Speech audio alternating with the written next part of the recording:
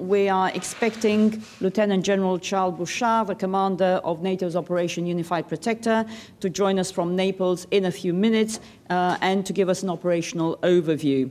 Just a few words from me. The North Atlantic Council is meeting as we speak with our contributing partners for a regular progress report on the mission, and there is considerable progress.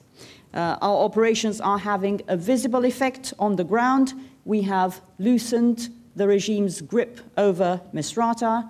We have made the east of Libya much more stable and secure, and we are saving lives.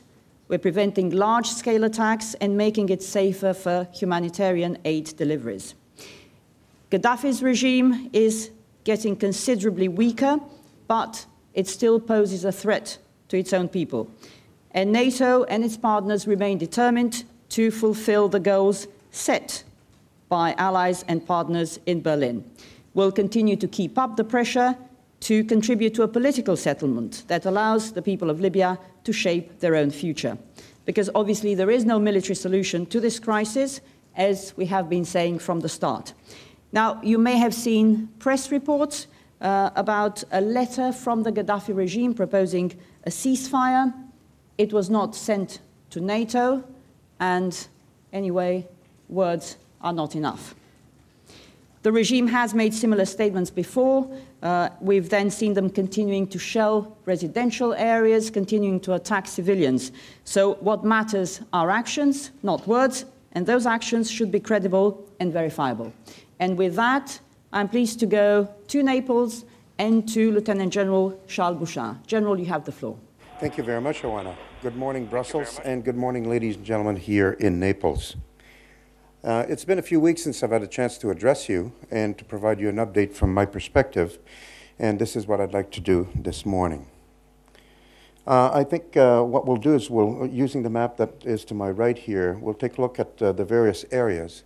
But the approach I want to talk about today is where we were on the 31st of March this year to where we are today. Benghazi area. On the 31st of March, anti-Gaddafi regime, anti-Gaddafi forces, command and control structure was fractured and ineffectual. The anti-Gaddafi forces were outgunned and were running, and the population was under direct threat of attack. Today, militarily, the command and control structure is improving. Anti-Gaddafi forces are better trained, and regular humanitarian assistance flights are moving in and out of Benghazi by air and by sea. And the people of Benghazi are safe. Going down towards Ashdabia area, on the 31st of March, the regime forces were attacking Ashdabia, directly shelling the population.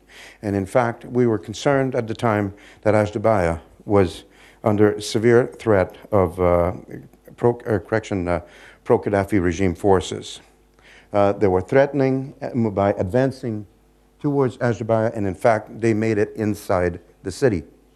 Today, pro-Gaddafi forces have been pushed out into the Brega area, and anti-Gaddafi forces in Ashdabia have settled, and in fact, there's no shelling conducted, and here again, the civilian population is safe. All along the route from Brega to Sirte and Misrata, though, we continue to see logistic efforts to reinforce the forces that are left in Brega. And they remain active concern in that they have the capabilities and they have the intent and the will to continue to inflict casualties to the civilian population. But we have removed their ability to significantly affect the eastern region at this time. We continue our effort along the logistics routes to stop the movement of weapons, the movement of fuel, and other logistics supplies that continue to reinforce in the Brega area. Misrata, on 31st of March, this city was under siege. The port was constantly being shelled, and humanitarian effort was in dire need, and ships were not able to enter the port of Misrata, and several casualties were being taken. Today, NATO airstrikes have been able to stop And in fact, anti-Gaddafi forces